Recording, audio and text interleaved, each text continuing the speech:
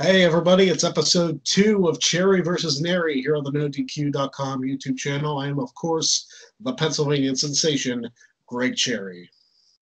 And I have, of course, T-Fame, Travis Narry. I don't really have a lot of cool nicknames, but we'll just go with that. We will go with that. And normally in my intro, I wanted to make a special spot for this, that I am still the longest reigning Wrestling Trivia Challenge champion in history after the Wrestling Trivia Challenge Championship tournament, much to Jeff Meacham's chagrin, which I'll address him at a later date because we got a lot to talk about. But the champ is still here, as John Cena used to say. So, T-Fame, we just watched Elimination Chamber. Obviously, the No DQ group talked about that earlier in the week, but we do want to do a brief recap of the show. What are your thoughts overall on the show? I enjoyed it, but I want to know what you thought about it. I enjoyed it as well. I thought it was pretty good. I liked both chamber matches were really good. Sasha and Bayley definitely deserving to be the first women's tag team champions. And I was surprised that they took it down to Mandy and Sonya at the end. I like that. Yeah, I do too. I think Mandy and Sonya have really grown on the main roster. I mean, even though they came in kind of under the shadow of Paige with Absolution, they've really grown into their own, and they've both developed very well in the last year. So they'll probably be champions in some form or another down the road. It may be as soon as Fastlane, based on this week's SmackDown, but we will have to see. I also enjoyed the chamber matches. I thought the WWE Championship Chamber match was very well done. Absolutely. And it leads into our topic, which we'll talk about at the end of the show, Kofi Kingston potentially winning the WWE Championship at Fastlane, but that's in the future. The rest of the card was all right. Didn't expect Corbin to beat Strowman. In fact, I don't think anybody on the panel did. No, that was weird. That was, I mean, especially because the next night on Raw, Strowman just destroyed Corbin in the tables match or whatever. Yeah. It was just, I guess, kind of setting up for a 6-man at Mania or something. Like, I mean, that's the only purpose of that match. And I talked about this the last time we did this. And I think it's even worse now that they've killed Braun Strowman. Like, they have absolutely annihilated his character. Absolutely. Because he was, SummerSlam last year, he was potentially the hottest thing in the company. I mean, granted, Becky had just turned heel and was going to become that, but Braun Strowman was on fire. Then they turned him heel and ruined him. Absolutely. He has not recovered. That with the Shield, that whole thing where they felt like they needed to turn Strowman like blatantly heel, not just have him be like, because he was never really a face. He was being cheered. But he wasn't like your typical like babyface good guy, He wasn't like what Animal call it, the white meat babyface that he thinks Becky Lynch should be. But that's a different conversation.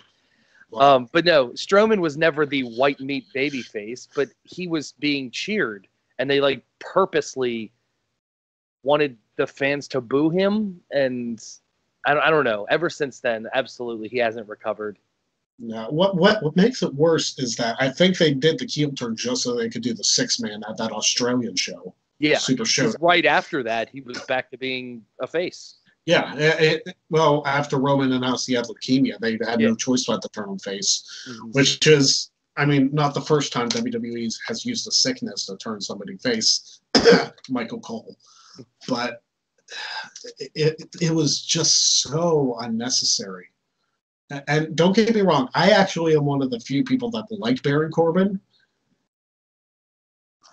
And I actually always have. Even when I had the long hair when he just came up from NXT, I like Baron Corbin. I might get heat for that. I don't care, quite frankly. Yeah, I get heat. For some reason, a Corbin fan. I don't get it either. What? You're not a Corbin fan? I'm not. He has a cool finisher. He does have a sweet finisher. The End of Days is an awesome finisher. But aside from that, he's just not that impressive at all. I like Corbin. You should watch some of his stuff on Up, Up, Down, Down. He is underratedly hilarious. Really? Yes, Baron Corbin is a funny dude. But I like Corbin. He just needs the right thing for him. Like the lead up to him being the potential general manager and stuff, that was okay. he needs something that he can run with. And I think Baron Corbin will go to that next level. But any other thoughts on the Elimination Chamber? Elimination Chamber? No. I was kind of curious if Mustafa Ali would have been in that match, if it would have come down to him and Bryan, like it did Kofi and Bryan, or if they would have reserved that for like AJ and Bryan, and Orton would have knocked out Ali instead of knocking out AJ like he did. That's kind of how I thought. Yeah, because I don't think fans would have bought into Mustafa Ali as much because Ali just came up to the main roster a couple months ago. They talked about Ali having Kofi spot in the gauntlet, which does make sense for him to be an underdog, but I believe it benefited Kofi more than it would have Mustafa Ali. No, absolutely. Kofi's been over for years. Yes. Even before New Day. Oh, yeah. Long before New Day. He's always been over. So it's different with him versus, some guy who's, literally been on the main roster for 2 months, 1 month, if that, Yeah, he just came up right around Christmas. And, yeah, he is an impressive athlete. I'm not taking anything away from him. Oh, absolutely. He's an incredible athlete. But he does not have the fan base. And Virtue, pretty much laid it bare that he doesn't think Kofi would deserve the title and that he's just the flavor of the month, which I think is garbage. I think that's garbage, too. Yeah. Speaking of which, Virtue, you tried to say that Jinder Mahal was the same thing as Kofi Kingston, which is straight garbage. And I just stopped arguing with you on Twitter because I saw there was no way of going anywhere with that conversation. So don't take that as a win. Take it as me just giving up because it's pointless to argue with somebody like you. My point is Kofi, people want to see Kofi as champion. Nobody ever in their right mind ever wanted to see Jinder Mahal as WWE champion. No. Which Jinder Mahal has his moments of I don't even know how to say this. He is a great athlete. I'm not going to take away. He's a good wrestler. But nobody ever wanted to see Mahal be the one in 3MB to become champion. No, not at all. You can't. It's hard to do the I shouldn't say underdog because underdog but it was kind of like Mahal was the underdog essentially. Yeah. It's hard to do that underdog story with a heel. Mm-hmm. Because you want to believe in the underdog babyface, but you don't really want to you just are like, who's this guy? There's a different dynamic when you come from heel and from face. I'm not saying heels can't come out of nowhere and win the title. We saw Sheamus do it to Cena at TLC the 1 year, and he had a decent reign. I guess he didn't make it to Mania. It was 3 months or something. But he's had a pretty good career after that. Mm-hmm. So I'm not saying the heel can't come out of nowhere, but I don't know. It's not the same as a baby coming out of nowhere. Yeah, think about JBL. He didn't immediately win the title from Eddie Guerrero. He had a couple month build up before he won that strap match or whatever type of match it was, the bull rope match, whatever. Somebody will correct me and be like, "Oh, you're the trivia champion. You should know it." Yeah. I think it was a bull rope match. I think it was the bull rope. Yeah, something like that. I want to say Texas bull rope match, but I think Dusty Rhodes and Orton had one of those. Regardless, you get my point. Yeah. They built up JBL more than they built up Mahal. Now, granted, I will give you that Orton's WWE title run in 2017 was hot garbage. Yeah, it was so bad. Mainly because nobody wanted to see him end Wyatt's reign. Well, the WrestleMania match was kind of terrible. The House of Horrors match was an abomination. Absolutely terrible. They were trying to capitalize off the success of Matt Hardy's stuff, which did not work. No. Did not come close to working. So when Wyatt and Hardy did their thing, I enjoyed that. Yeah. Because Matt Hardy did that. He for some reason he connects with people and knows how to be over the top ridiculous and entertaining. Mm-hmm. Where the House of Horrors match was just ridiculous. The House of Horrors match was overproduced. Mm-hmm. Like they tried to get the whole like horror gimmick, which doesn't really work in a PG environment. Like you can't have all the horror creepy stuff from like a Saw movie or one of these horror movies work in a PG environment. It just wasn't going to work. And it didn't. It was a complete flop. Okay, now that we're I don't done, even know how we got there. I don't know. We go on tangents here on Cherry versus Narry, but somehow they're connected. And we're gonna bring it back to one of the hot topics of today, which is the spring cleaning that they've been done. I know it's February; it's not really spring, but they haven't done this in a while. We brought this up. You actually brought this up off the air. They haven't done one of these releasing sprees in a while, so this isn't as big as previous ones, but it was kind of a mini cleaning. They released Arn Anderson from a backstage role. We don't really know the details of that, whether Arn wanted to be released or if it's just since they hired a bunch of producers, they were getting rid of other ones.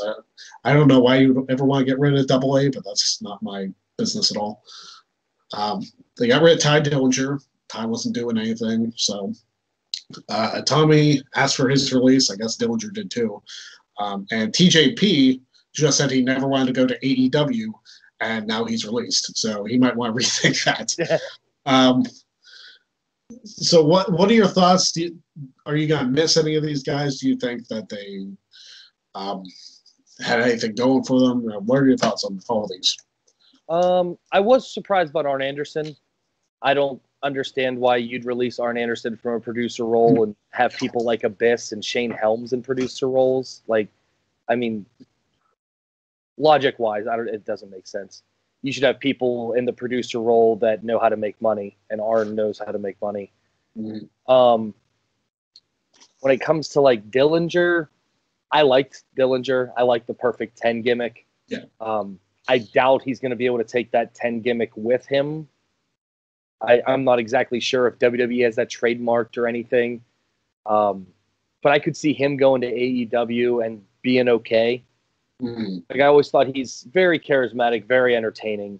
So he'll find a gimmick and make it work. Yeah. And then TJP, I never really understood what anybody saw in him. Like I don't know. I'm not really big on the cruiserweights or 205 Live as it is.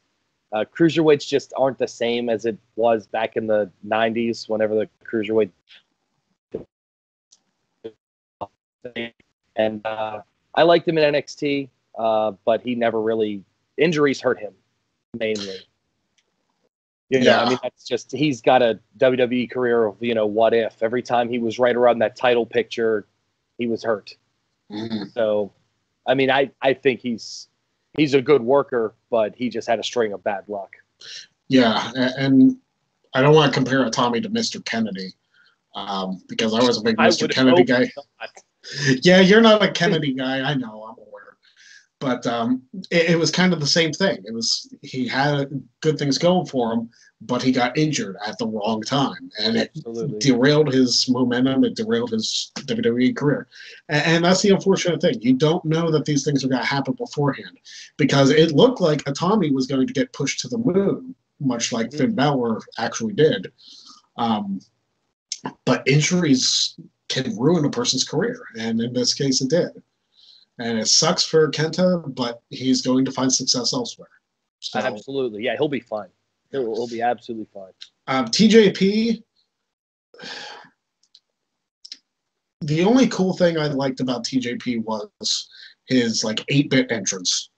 And then after the first couple times of seeing it, I was like, okay, I'm kind of over it. So I'm kind of with you in that.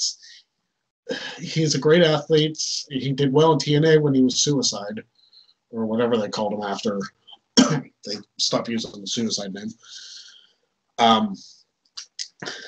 But he was underwhelming, and him winning the Cruiserweight Classic was kind of a weird decision. Yeah. Yeah, it was. I mean, I guess he had I wouldn't even say it was a good feud, but I mean, it led to him giving the title to Brian Kendrick. Yeah. Who is okay. He's a different type of cruiserweight. You know, he's like the mat wrestler of the cruiserweight, much like Spike Dudley was back in the day. It was like Spike Dudley flying around cruiserweights, and there's one guy who's like a mat wrestler who's like the anti-cruiserweight, which brings an interesting dynamic to feuds and matches and stuff. Right. I actually enjoyed the Brian Kendrick gimmick, like back in 2008 when he turned heel. Yeah, I like the Brian Kendrick gimmick. That was a fantastic gimmick and very underrated because like. And Brian Kendrick's just that good. But TJP he'll find work, I'm sure. Like, none of these guys are going to have anything to worry about when it comes to work because they're great athletes. Ty Dillinger, yeah, that one sucks because I saw at least mid-card champion for him. He wasn't going to be WWE champion, let's be honest. Yeah. But the fact that they killed the fans chanting 10 is like, well, they don't want him over. I don't don't understand how they stop. Like they want to stop fans from chanting something. I don't know. I don't get it. How much Yes merchandise have they sold? How much What merchandise have they sold? Yeah. You're not going to tell me that you can't sell a ton of 10 merchandise? People chanting 10 all the time? It's like they get over who they want to get over, which makes no sense. It's like if a guy gets organically over, work with that. You can make money off of that. And I'm sure WWE has better financial decisions than I do, and that's why I don't work for them. So they make the decisions ultimately. It's just an outsider's opinion. No, absolutely. I don't understand killing crowd chants, even if they find them annoying. It's like the whole one fall thing. This contest is scheduled for one fall, and they try and talk through it. It's like they talk through the one fall. It's like just let the fans have fun. Yeah, crying out loud. Chant whatever they want. Yeah, it's not the NFL. Let them have fun. If you don't let them have fun, then your boss will get busted in a prostitution ring. But anyway, that's right. Completely different show. Topical today. Topical. Very topical. You see anybody else getting released? You figure they're not done, but no, I would say Rusev and Lana, just because they just kicked them off Total Divas because apparently the producers didn't like them. But they just started the whole tag team thing with Rusev and Shinsuke, so I don't know. Should they release anybody else? I'm never for them releasing people. I guess that's a bad way to put it. Yeah, because I'm not rooting for anybody to lose their job. No, both of us have been there. We don't. It's not a fun thing to lose your job. But at the same time, if somebody's not working out for a company, the company has to do what they have to do at the end of the day. So do I see anybody else being released? Obviously not today. There hasn't been any news today. We're filming Friday night, so if anybody gets released Saturday, we won't know.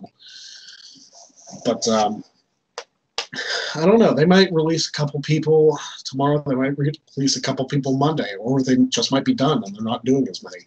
I don't know that for a fact because they've done releases where they release about 12, 15 guys, and it's just completely overwhelming, and they clear off the roster so they can call more people up.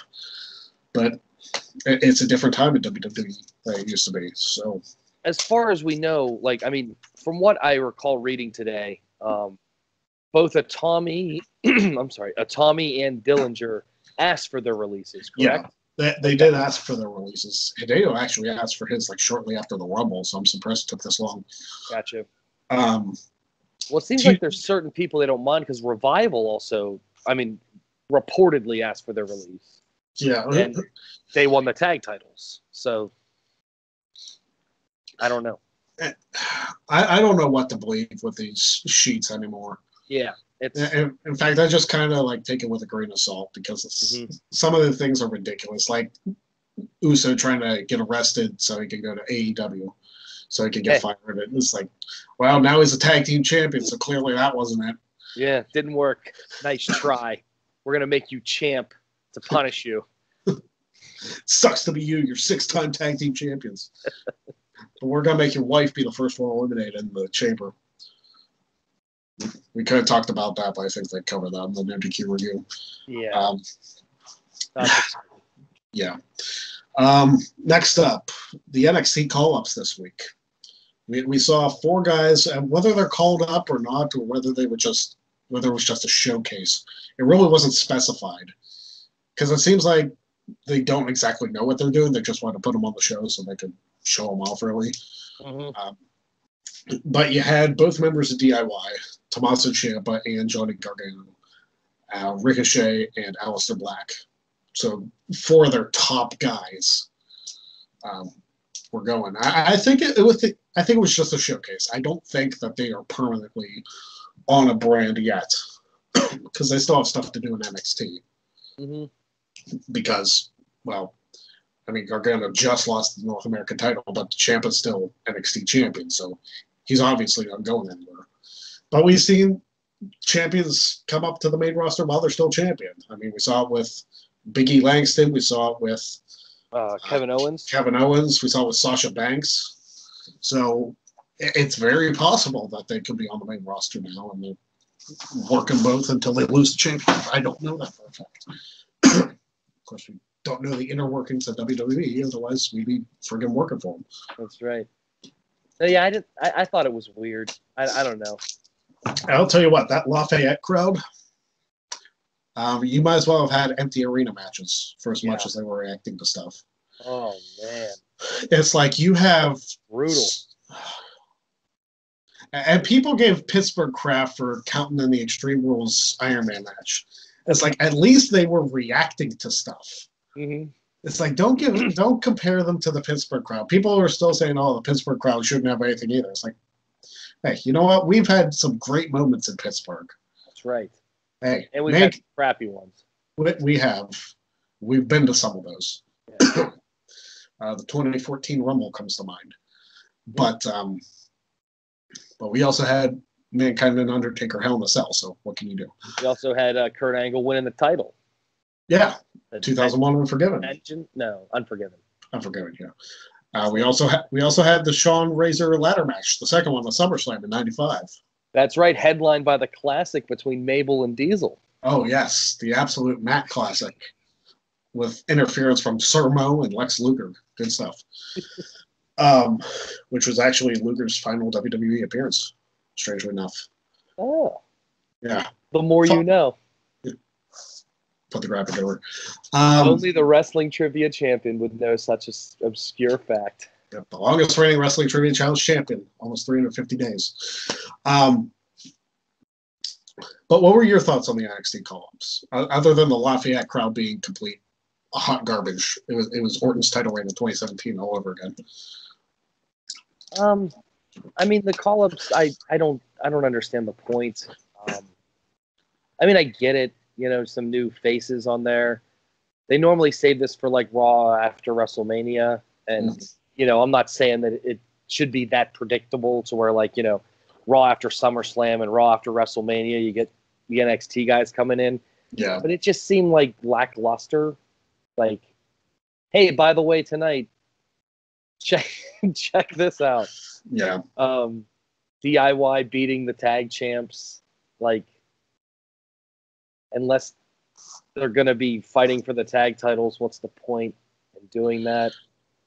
I don't know. I don't think they know what they're doing at all. So who am I to try to guess to know what they're doing? Yeah, we can only speculate, but we have no idea what they're doing. I thought it's nice to see them. It was nice to see some wrestling action, but at the same time, we also like to see it make sense. Mm-hmm. Like, I mean, I think all 4 guys would be fine on the main roster. Oh yeah, they should be. Hopefully Black and Ciampa could potentially be like world champions on the main roster. They could. Gargano even too. I don't know about Ricochet. I mean, I would love it. Don't get me wrong, but they don't give guys like Ricochet world title shots. They just don't. No, they don't, and it's a shame because the smaller guys could be world champion. I mean, look at Bret Hart and Shawn Michaels. Mm-hmm. They weren't exactly huge guys, but they were two of the best world champions. Daniel Bryan right now is world champion. You know, like it's not like Ricochet's like small. Like I mean, he's probably like maybe just under Seth Rollins' size, and they've pushed Seth Rollins to main event level. So yeah, I mean, you never know. It just I don't know. There's something about the way they look at people like Ricochet as only like a cruiserweight, and the way they look at people like Rollins for some reason main event. Like I don't, you know what I mean? It's not much difference. It's just for some reason the way they're perceived. You know, and I think that's the problem I have with the cruiserweight division as a whole. It limits them. Mm-hmm. Like cruiserweights should be competing for a championship just based on their weight class, but they should be able to hold their own against the heavyweight wrestlers. Like they should be that good that they can beat them. And other than like a couple in history, like Rey Mysterio is an obvious selection, they just don't do that. Like No. Ray was seen as a cruiserweight for many years before he, and yeah, I know the passing of Eddie like kind of jettisoned that, but he did get a couple world title reigns. He had 3, I believe. So it's not like they can't break through. It's just if they decide to, and I guess that goes back to Ali, him getting a main event push right away. But I don't know. We'll see what happens with the NXT call-ups, or if they even more called up, or if it was just a showcase. I don't see it being a full call-up. No. Although I don't know what Aleister Black has left to do in NXT. He's already been champion. He might as well be on the main roster at this point. Yeah, Aleister Black can come up. Ricochet, he can. I just don't want him like set on 205 Live. But it seems like they want. It seems like they want to keep him on Raw and SmackDown. Otherwise, they would have showcased him on 205 Live. Just opinion. Next, and this is a topic we're going to disagree on. You wanted the disagreements on this show. That's why it's Cherry versus Narry. And I want to let Travis start on this one. The question is, does WWE need more championships? Need more? Need more. More championships? Yes. Oh, hell to the gnaw, bro. More? Are you kidding me? I know that. Too many as it is. Yeah, they have all the ones in NXT. They have the ones in NXT UK, plus all the main roster ones. I know. They have a ton of them. You have, what, women's UK, men's UK, NXT Tag Team, NXT North American, NXT World, NXT Women's. Those are all fine if they stay on the NXT UK. And they stay. Now that the UK Championship, I never got the point of Pete Dunne being UK champion. With, you know, because then they introduced the North American title, and I was like, well, what's the UK title then? It's like that was the mid-card title, but now they have NXT UK, so we're good there. But on the main roster, I mean, you got a champion of the world, you got a champion of the universe, you got a champion of our country, you got a champion of multiple continents, and then you have, I mean, if they got to stick with one women's tag team, and they're going to do it right there. You have two worlds, I guess. You only need one, and then tag team. Like I just no, less titles. I do like one world, one mid card, one tag team. That's all you need. Well, first of all, you'd have to get rid of the Universal title because that champion never shows up. But I think, and this is just me, I think they should have a championship that transcends the brand split. I was talking about somebody with this on Twitter. I think they should bring back, if they don't bring back the hardcore title, a 24/7 title similar to it. Because I think that, I love that gimmick personally. Thank you, Crash Holly, rest in peace. Because that gimmick is fantastic. Because anybody could win that championship. It doesn't matter what brand they're on. They can win it at any time. I think it would be perfect. That's okay. The 24/7 rule was kind of like comedic. Yeah, and that's the thing. You don't have to take it seriously. It's not like a serious division that you have to compete in. It's like literally anybody could win the title. Freaking Tom Phillips could win the title. See, for no apparent reason.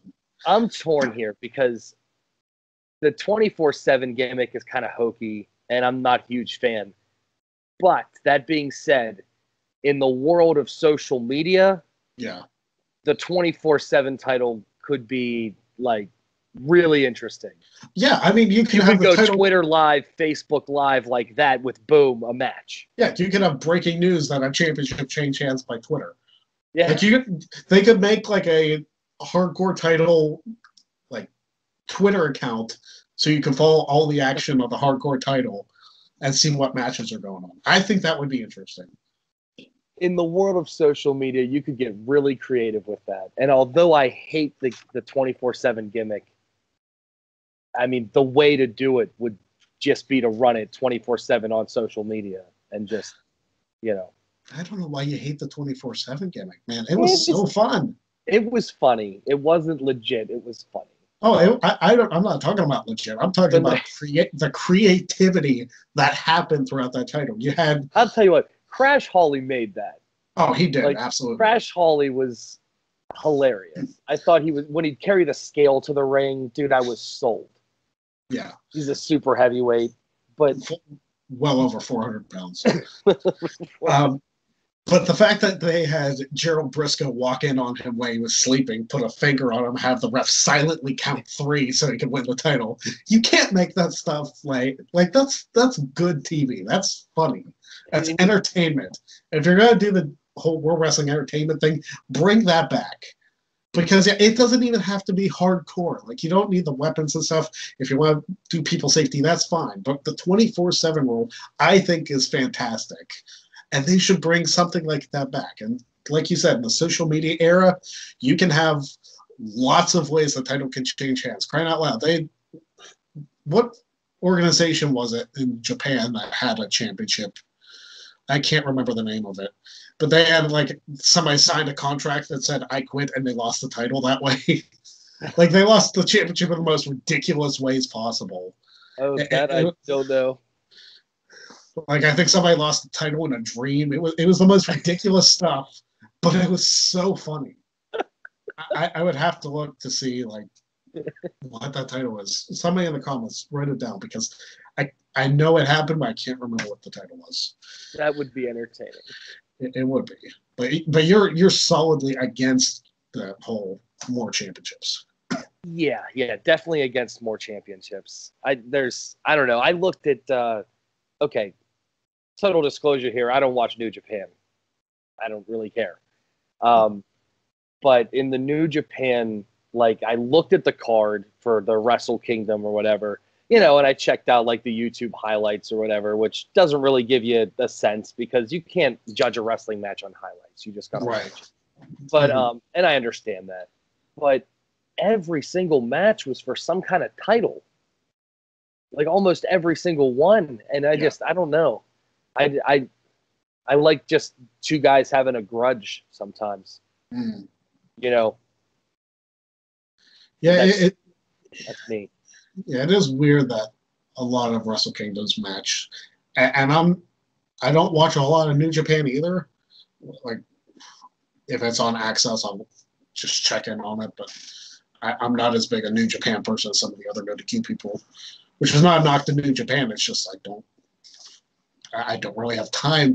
There is so much wrestling in this world. I don't have time to watch it all. No, absolutely. And I love wrestling. And if I do didn't too. have, like, a job and other responsibilities, I'd probably watch New Japan. Yeah. But, it's just so hard. So unless I win the lottery and, like, just have my own place to just do nothing but watch wrestling, I'm not going to watch all of it. So as much as I'd like to, it's just not going to happen. But I don't know. I'm not like advocating bringing back, like, the European, the light heavyweight, the 6-man tag team. I'm not talking about all that. The only championship I would want to bring back is the 24/7 rule. But that was my only thing. If WWE had another championship, I don't think they need to go over the top. No. I will say, like I said, I never liked the 24/7 gimmick. It was funny, kind of, like, entertaining at times, but I wasn't a huge fan of it. But in the world of social media, it might work. Yeah. So I'll give you that. Yeah, I think it deserves a chance. Now, speaking of things that deserve a chance, segue. Nice segue. Yes, KofiMania. The match isn't happening at WrestleMania, but Kofi Kingston is getting a shot at Fastlane. So we can talk about Fastlane as a whole, but mostly what should be the main event is Daniel Bryan against Kofi Kingston for the WWE Championship, and what should be an incredible match. Mm-hmm. It should be a fantastic match. And yeah, Kofi has the gimmick. The whole New Day gimmick is kind of a comedy thing. But Kofi is a serious wrestler. Kofi is a fantastic wrestler and truly deserves this opportunity. So, basically, is KofiMania going to be Kofi Kingston at WrestleMania as WWE Champion? Or is Daniel Bryan going to keep the title due to shenanigans? Or is this just, hey, we hear you, we're going to give him a shot, but we're not going to give him the title, and then hopefully you'll forget about it? I am so behind Kofi right now. It's exciting to watch. I've liked Kofi. I'm not saying I'm Kofi's biggest fan. Don't get me wrong. I'm not saying I believed in him from day one, but I've always enjoyed Kofi Kingston. I was excited back in, was that 2009, 2008, whenever he had that feud with Orton. Yep, 2009, yep. 2009, whenever he broke through. He had that big Survivor Series Soul Survivor match. Yep. And he just, it was good to see. It was fresh. And then he kind of fell back into the mid card after that. Stupid. Did you see the callback to that on SmackDown? Yeah. Kofi did the clothesline, then Kofi yelled "stupid." Yeah, he had to have talked with Orton about that beforehand, because that was just a fantastic. Oh no! I hope Orton was laying on the mat just cracking up at him yelling that. Oh, I could see him doing that. It'd be like, it's 9 years. You can't hold on to that forever. Mm-hmm. So that was great. I mean, you gotta love Kofi Kingston for laughing at his own stuff. So no, absolutely no. But I'm a huge Kingston fan. I hope he gets a legit shot. Fast lane. I don't want to see a lot of interference. I don't want to see a lot of shenanigans. Just a legit, just great match that those two can put on for sure. I'll be honest, I really don't see him winning the title. I don't see him even facing Bryan at Mania afterward. I think this is his shot, his one-on-one. But, I mean, I don't know. I think it all depends on the crowd reaction. I mean, it's been big ever since. Mm-hmm. And, I mean, they can't, they got to listen to it at some point. Yeah, I hope Kofi wins. Like I'm one of those that I hope Kofi Kingston wins the WWE Championship. Even if he doesn't hold it for very long, I just want to see him win the title, because he's been busting his butt in the company for 11 years. He's never really had that main event push. The closest was, you mentioned, the Survivor Series match where he eliminated Punk and Orton back-to-back, but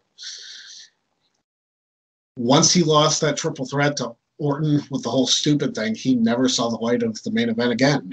Mm-hmm. And now he has that shot. They're saying, okay, Kofi can really do this. Can he really survive in this position? And it would be history-making if he won the WWE Championship, because other than The Rock, who's half black, half Samoan, you've never had an African-American hold the WWE Championship. You've had it with a World Heavyweight, but not the WWE Championship. So that would be history-making in that aspect, too. And I think it's long overdue for WWE to pull that trigger. Absolutely. They really should do it. In fact, I would say that, and this may be a stretch, and you may disagree with me on this, I think there's potential for all three members of the New Day to hold the WWE Championship. I don't see it in Woods, but I definitely see it in Big E and Kofi. I could see what they should do if they ever break up the New Day. They've talked about Big E doing it. I think it should be Woods, because it's kind of like the Rollins of the Shield. You don't expect it to be Rollins. You always thought Reigns is the big guy. He's like the powerhouse guy. Dean is who should main event. But you never saw it in Rollins until he broke away from the Shield. No, that's true. I could see it. If they did it, they should do it with Woods and build him to that same level, because then they make all three of them credible. Not that they're not, but I see big money potential in an Xavier Woods singles heel run, personally. I see big money potential in a triple threat New Day for the WWE title. That would be fantastic. That would be awesome. As much as I love the New Day, I don't want them to break up ever, but yeah. I fantasy book this where you have Big E win Money in the Bank. I know I talk about Xavier turning heel, but fantasy booking, Big E wins Money in the Bank. Kofi Kingston wins the WWE Championship. Big E celebrates with him, then beats him down, cashes in Money in the Bank, and wins the WWE Championship. Woods wins the Rumble, And then the triple threat at Mania with them happens. It's a long way to go for it, but I think it could work. Oh, it definitely could work. Definitely could work. I think you're taking a lot of extra steps. I don't even think you need that. I think you have Kofi beat Bryan at Fastlane, and then Xavier could turn heel. Big E tries to keep the peace and ends up being thrown into the match too. I mean, that could work. It just seems like really quick booking for it's super quick booking, but it's WWE. Oh, true. For a stable that's been around since, believe it or not, 2014, for them to do that. So no, it's like the stable's been around for 4.5 years. Let's just boom right into a triple threat match. Done. I think they need far more build up than that. They have way more build up for that than the Shield. I mean, it took them 2 years for them to do a triple threat between the three of them. So there was a lot of teasing about the breakup far before they even broke up. Yeah. With the New Day, though, it seems like they're too tight-knit. So, like an actual breakup of the New Day.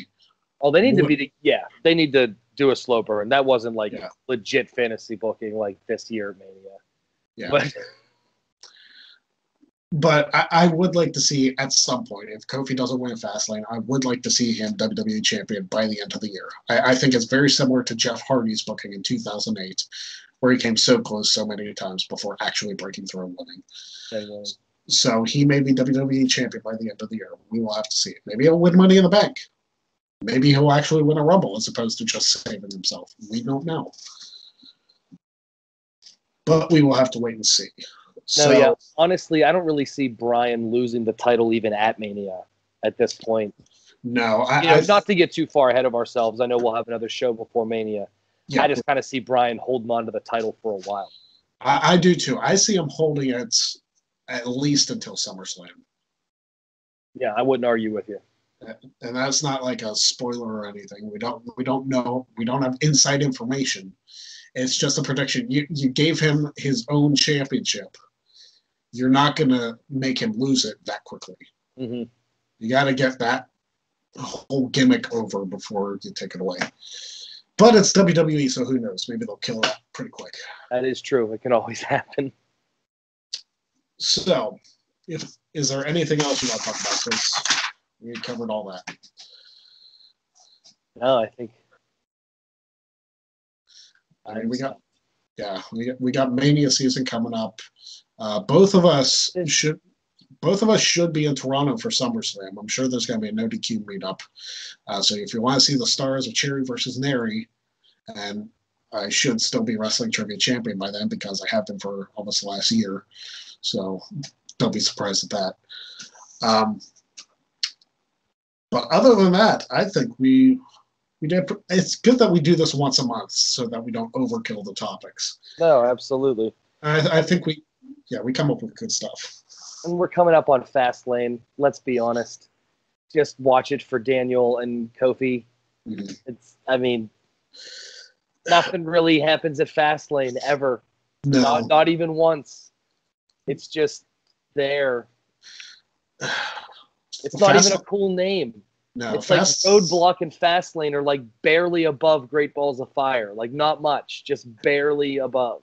But at least Great Balls of Fire was a fantastic show. It was a fantastic show. It was probably if you look at like the ratio of like show to name, being that the name is way down here, like it might have the biggest gap between how good the show is compared to how bad the name is. Oh yeah, absolutely.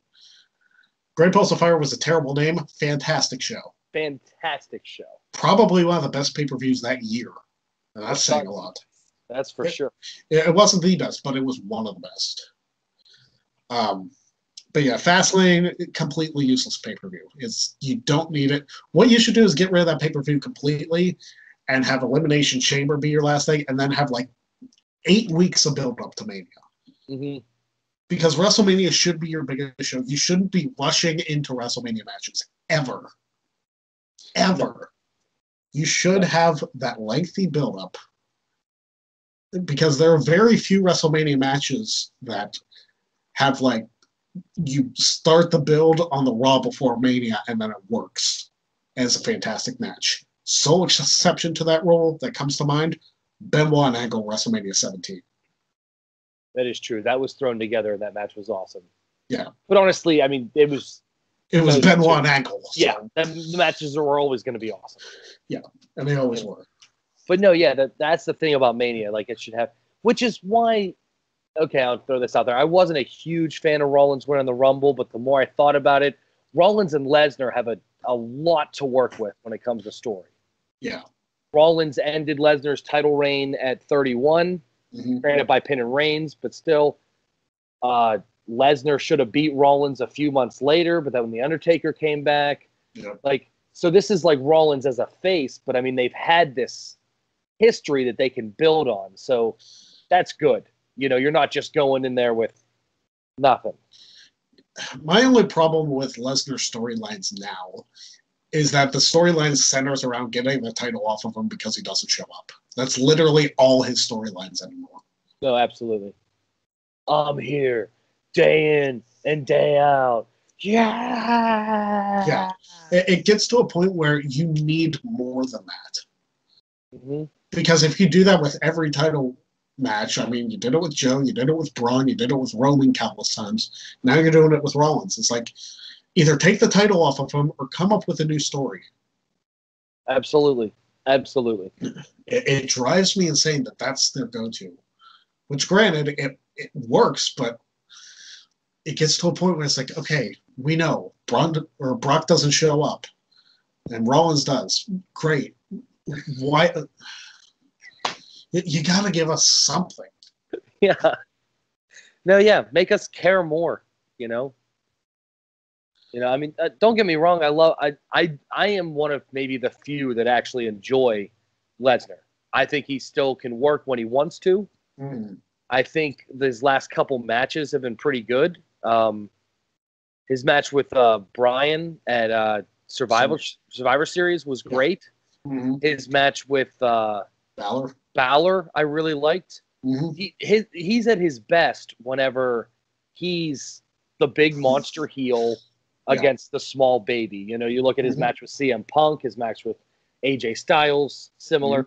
The matches are very similar in style and execution, but they're still very enjoyable. Yeah. They get you into it. And Lesnar knows how to sell. Yeah, like, he does. Lesnar is absolutely, you can never tell how legit hurt he is or not hurt. Like, he's fantastic. But, you know, there is that thing about him never showing up, and they just kind of work that into the storyline too much to where eventually you're just going to stop caring. And the only problem is his matches with Braun sucked. Oh, they were terrible. And they did no favors to Strowman whatsoever. Well, see, absolutely none. And I think like that maybe comes back to Brock a little bit. Like, I mean, he didn't want to work with Ambrose. He never really liked him. That match didn't come off well. I don't think he likes Braun. I don't know. It just from what I understand, he didn't want to do much in the match with Ambrose because he had the UFC fight later that year, and that was his focus. Gotcha. So if he didn't have the UFC fight, we might have got more out of that street fight with Ambrose, which was disappointing what we got. But that's not really Ambrose's fault. No, and it's just I think that's just how Brock is. When he wants to wrestle, he's great. You know, the only time he's ever been dominated, I would say, and won, and it was enjoyable, was when he fought Samoa Joe.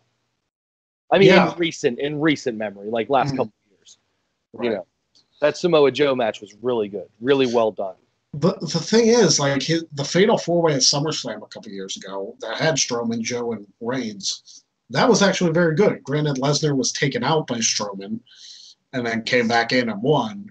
It was enjoyable because Strowman was still hot. Like, you wanted to see Reigns get beat up, and he got pinned, actually, and Joe's a workhorse. So that match worked. It was an enjoyable main event.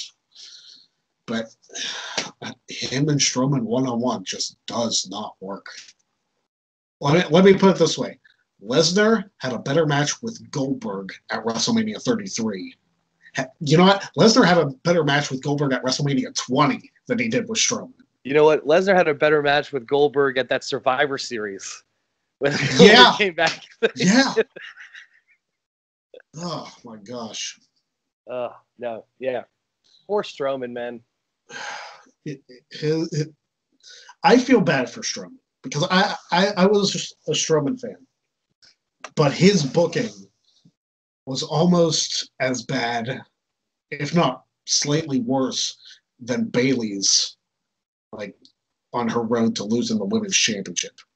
Like, if you remember Bayley's booking in 2017, it was abysmal. Yeah, it was terrible. It was terrible. It got to the point where people were booing Bayley, which and I don't even think they were necessarily booing Bayley as much as they were booing the way she was being booked. Yeah, and it was just. So to see her as one half of the women's tag team champions, it's redemption and that sort. So it's like finally Bayley's legit again. No, absolutely, and that's. I was glad to see. As much as we talked about Sasha last time. As much as I'm not, it was deserving of both of them to be women's tag team champion, the first women's tag team champion. Yeah. Well, in however many years, because it's not the first or whatever. Yeah, it's not technically the first women's tag team championships, but another topic for another time. That's right. We did say that we were done with topics, and then we continued ranting. But that's just us. We enjoy talking wrestling, and we always have. Ranters. Yes, we're very much ranters. Ranters and tangents. Exactly. So, T-Fame, is there anything that you would like to plug? No. Follow me on Twitter at T-Fame. I have a very popular retweet today after the Alexa Bliss article or something. There you go. Something about her being in bed with a pig, and I made a little joke and retweeted it, getting a lot of popularity out there, so I'm kind of proud of it. There you go. I mean, sometimes all it takes is one tweet. I remember I tweeted about Raw one time, and I had like nearly 1,000 retweets and likes on it. It was ridiculous. It's been a while since I've had one of those, but too bad that's not on my Pro Wrestling Tees store, prowrestlingtees.com/PA Sensation. You should get my shirts, buy the shirts. I've been champion for almost a year. Where are you people? Support the champ. Yeah, support the champ. I mean, you buy Jeff Meacham's crap. He was champion over or almost a year ago. He never broke 2 months with a single title reign. You buy his crap. Why don't you buy my stuff? Buy stuff of the champ. Buy the champ stuff. Exactly. Buy a shirt. Buy a shirt. Jeez, I got 4 up there, and you buy enough of them, I'll come up with more designs, because that's what I do. I'm a creative person, damn it. But anyway, as your champ, buy a shirt. Exactly. So, on that note, as the Wrestling Trivia Challenge champion for Sir Travis of Fame, I am the Pennsylvania sensation, Greg Cherry. We will see you guys next month for another episode of Cherry versus Narry.